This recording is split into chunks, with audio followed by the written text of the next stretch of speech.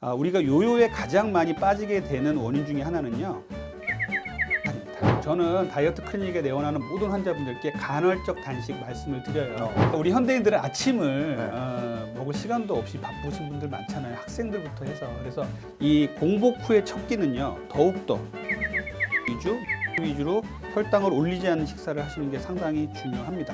정말 급하시면은 제가 두 가지 딱 추천드릴게요. 하고요. 추천을 드립니다. 급진 급바 이런 얘기도 하던데, 급하게 살찌고 급하게 빼고 뭐 이런 거예요. 그러다 보면 요요에 대한 얘기를 하게 돼요. 다이어트의 가장 큰 부담이 요요인데, 맞습니다. 이 요요에 대한 얘기 한번 해줄까요? 건강한 다이어트의 기준이 뭡니까? 일단 요요부터 말씀드리면요. 네. 요요는 우리 몸의 항상성을 유지하는 기본 우리 몸의 대사 기전이에요. 그러니까 우리 몸이 만약에 70kg였던 환자분이 60kg까지 체중을 뺐다라고 한다면, 우리 몸은 내 세팅 포인트가 70인데 왜 60으로 끌어내려? 다시 올려. 계속적으로 신호를 보내거든요. 그래서 순간적으로 짧게 이제 체중 감량을 해서 60에 다다랐다고 하더라도 우리 몸이 계속 70으로 가게 되는 신호를 보내서 다시 70으로 돌아가는 겁니다. 이거 우리 몸의 기본적인 항상성 유지예요. 그런데 이 세팅 포인트를 바꿔야겠죠. 그래서 우리가 요요에 가장 많이 빠지게 되는 원인 중에 하나는요, 급하게 뺀 살입니다. 급하게 뺀 살은 급하게 찔 수밖에 없어요. 그래서 저는 이제 환자분들께 3 내지 6개월에 걸쳐서 자기 몸의 10%를 빼라 이렇게 말씀을 드리는데요.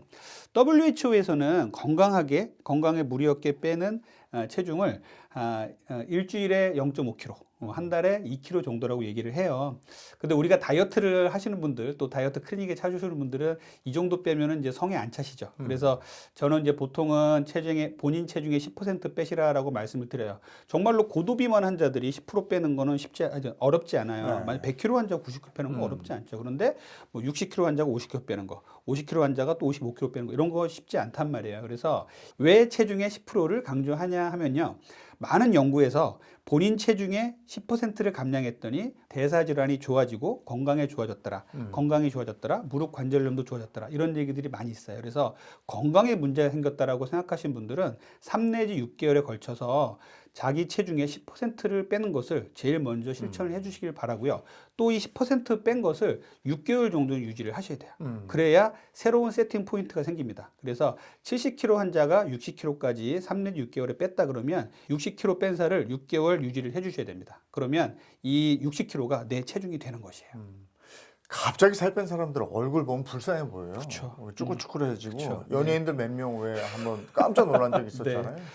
그럼 우리가 다이어트 방법이 또 굉장히 많아서 현존하는 다이어트 방법 중에서 가장 쉽게 따라할 수 있는 거 하나 추천해 주시면 뭐가 있겠어요? 네. 저는 다이어트 클리닉에 내원하는 모든 환자분들께 간헐적 단식 말씀을 드려요. 간헐적 단식은 이제 잘들 아시겠지만, 간헐적 단식은 특정 시간에만 먹고 그 이외의 시간에 먹지 않는다라는 거잖아요. 요것들은 우리 현대인들한테 정말 중요한 것이거든요. 왜 중요하냐면요, 우리 현대인들은 불과 몇십 년 사이에 생활 습관이 너무나 많이 바뀌었어요. 밤에도 먹고 낮에도 먹고, 저희 환자분들 중에 정말 자다가 깨어나서 먹는 사람도 있어요. 그리고 잠자는 것도 새벽에 잤다가 아침에 잤다가 야근도 많이 하니까 이제 잠자는 시간도 막 엉망진창이 되었단 말이죠. 그래서 이렇게 잘못된 생활 습관을 바꾸고 인류 고유의 생활 습관으로 돌아가자고 하는 것이 간헐적 단식의 기본 원리예요. 이 기본 원리에 딱 두 가지가 가장 큰 게 있는데, 하나는 생체시계에 대한 이론인데, 생체시계는요, 뇌에서는 해가 뜨면 낮으로 인식하고요, 그리고 우리 위장관계에서는요, 음식이 들어오면 낮으로 인식해요. 그러면 해가 뜨면 먹고, 그리고 해가 지면 먹는 것을 멈추고 잤죠. 옛날엔 다 그랬죠. 그런데 이제 산업화가 되고 밤에 뭐 밤문화가 발전을 하고 커튼만 열면 너무나 번쩍번쩍거리는 우리 야경들이 많잖아요. 그러다 보니까 밤에 잠을 못 자고 휴대폰이 있으니까 아무 때나 시켜 먹고 아무 때나 먹고 아무 때나 자고 이런 습관들이 너무나 만연해져 있죠. 이것들 때문에 살이 찌는 것이에요. 그래서 낮에는 먹고 밤에는 먹는 것을 멈추고 자자.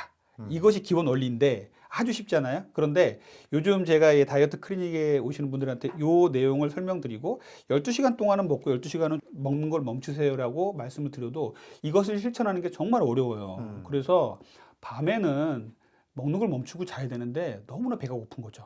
그래서 그러니까 말씀은 저녁 6시쯤부터 다음날 아침 6시까지 네.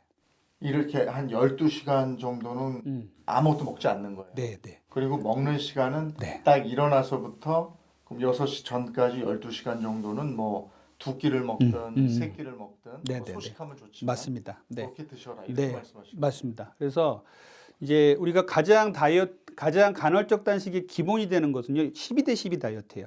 12시간을 굶었더니 우리 몸이 이제 지방을 태우기 시작하더라. 요런 내용이거든요. 그래서 12대 12. 12시간은 먹고 12시간은 굶자. 그래서 아침 7시부터 식사를 했다면 저녁 7시까지는 식사하는 시간이고요. 그 뒤로는 물 외에는 먹지 않는다. 요것이 가장 중요합니다.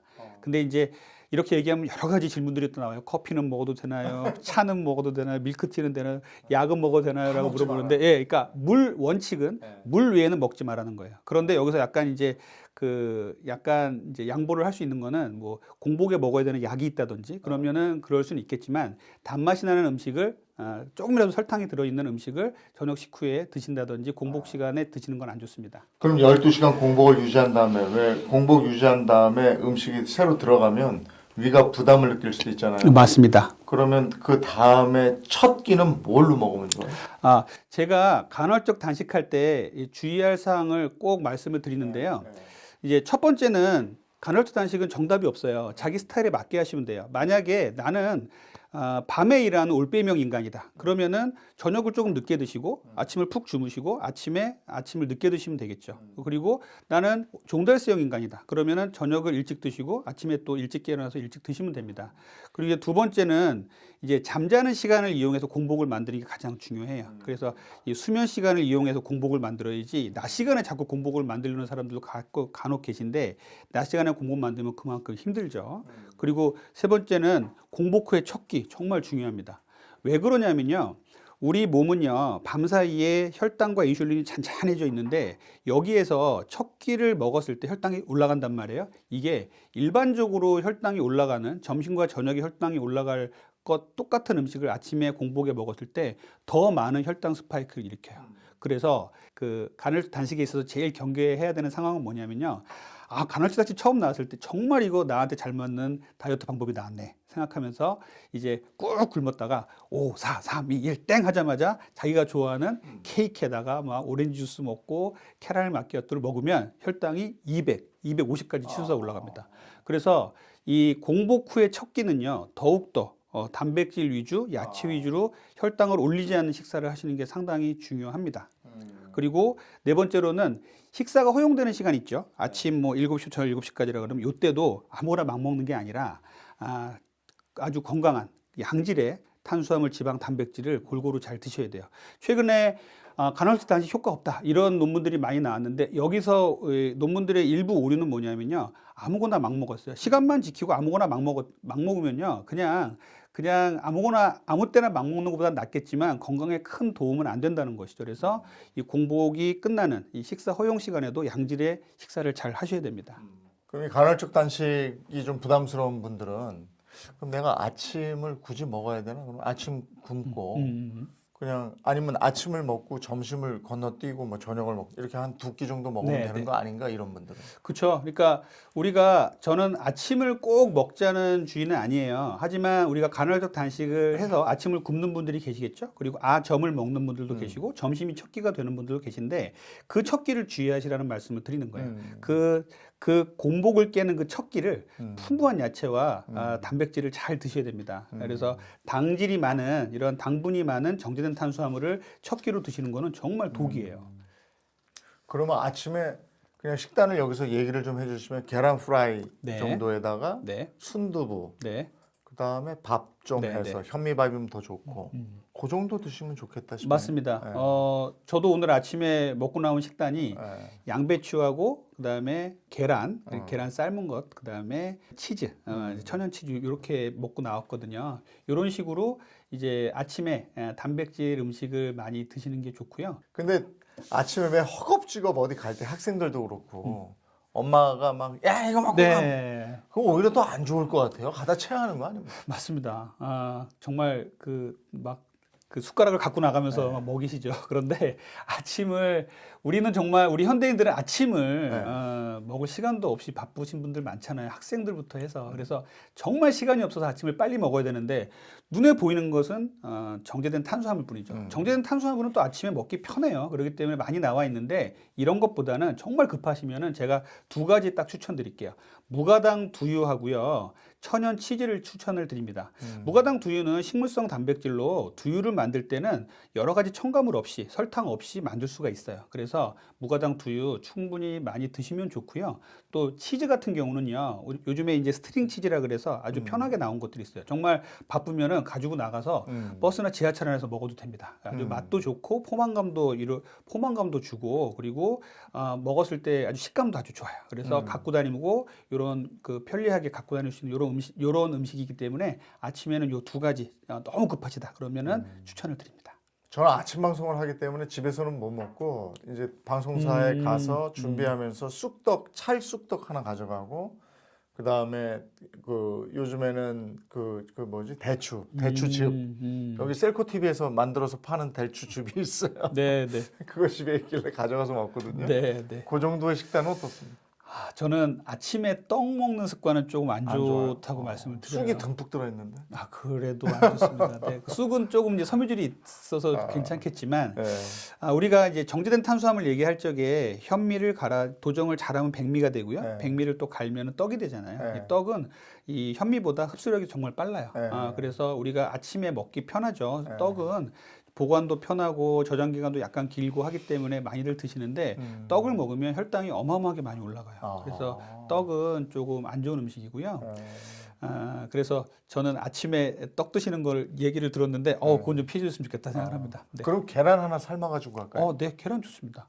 네. 삶은 계란으로 먹는 게 후라이로 먹는 것보다는 더 나은가요? 네, 왜냐하면 뭐 계란은 다 좋은데 계란은 완전 식품이잖아요. 그런데 계란은 이제 삶은 게 더 좋은 이유는 후라이는 당독소가 조금 더 생겨요. 그래서 삶은 계란이 제일 좋고요. 뭐 찐 계란 이런 거 아주 좋죠. 아침에. 근데 콜레스테롤 양이 많아서 계란은 뭐 하루에 몇 개로 뭐 자제해라 이런 얘기. 네네.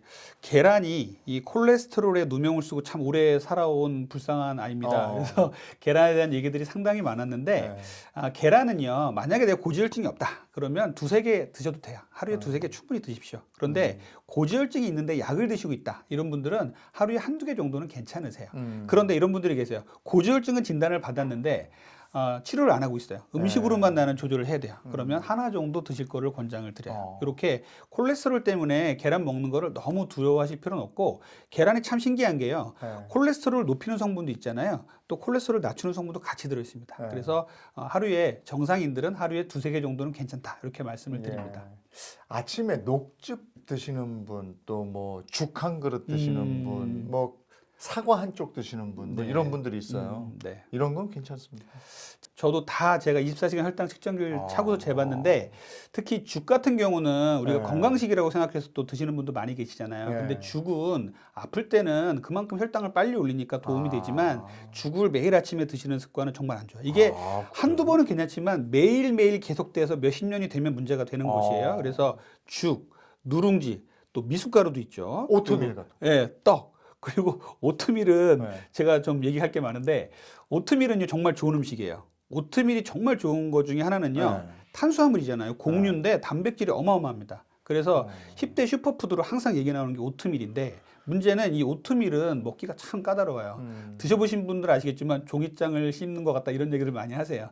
그래서 이 오트밀은 보통 어떻게 먹냐면 불려서 밤사이에 불려서 먹거나 요거트 같은 데 넣어서 밤사이에 불려서 이제 아침에 먹습니다. 그런데 오트밀이 먹기 불편하니까 이것도 갈아서 음료로 나오고 또 갈아서 먹는 것들을 이런 오트밀들이 나와 있어요. 조리를 해 먹으라고. 이런 오트밀들은요 당 지수가 확 달라져요. 그래서 이 빠르게 몸에서 흡수될 수 있게 만들어진 오트밀은요 그냥 좋은 식품입니다.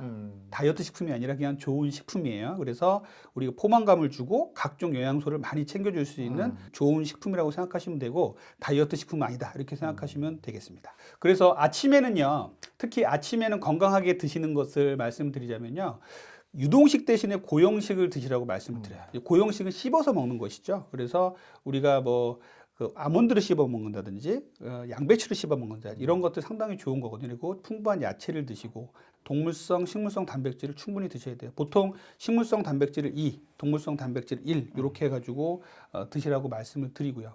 그래서 이렇게 그 목 넘김이 너무 쉬운 음식만 찾지 마시고 꼭꼭 씹어서 드시면 우리가 저작근을 활용을 해서 씹어야 뇌에서 전달되는 신호 때문에 뇌가 깬다고 돼 있어요. 그래서 아침은 반드시 씹어 드시는 게 좋아요. 그래서 거꾸로 생각해 보면 수험생들한테 후루룩 먹고 나가는 음식을 빨리 먹이고 나가는 건요 별로 도움이 안 된다는 거예요. 시간이 좀 걸리더라도 씹어서 아침을 꼭 주시고 나가야 뇌가 반짝 깨어서 공부도 잘할 수 있습니다. 네.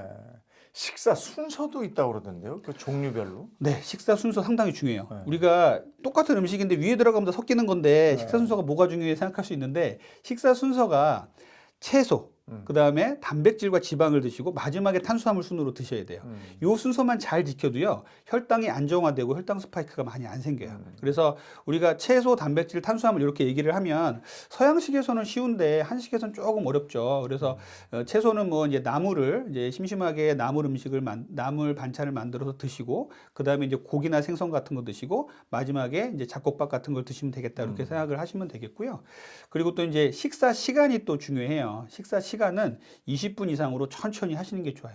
식사 시간이 너무 빨라지면은요, 우리가 탄수화물이 흡수되는 속도가 훨씬 빨라지기 때문에 식사 시간을 천천히 20분 이상 천천히 갖고 가셔야 우리 몸에 지방이 축적되는 시간을 늦출 수가 있고 혈당 스파이크를 안 만들 수가 있습니다. 우리가 뷔페 레스토랑 가서도 조순서로 먹어야 되겠네요. 그렇죠. 채소류 먼저 가서 맞습니다. 먹고 네. 샐러드 이쪽으로 맞습니다. 그다음에 고기류 가서 좀 먹고 그다음에 그 탄수화물 쪽 가서 네, 죽은 그 뒤에 먹는 네, 거예요. 제일 마지막에 그런 탄수화물을. 식으로. 네. 그래서 요 순서를 꼭 기억하셔서 식사에서 이용하시면 상당히 좋으세요. 알겠습니다.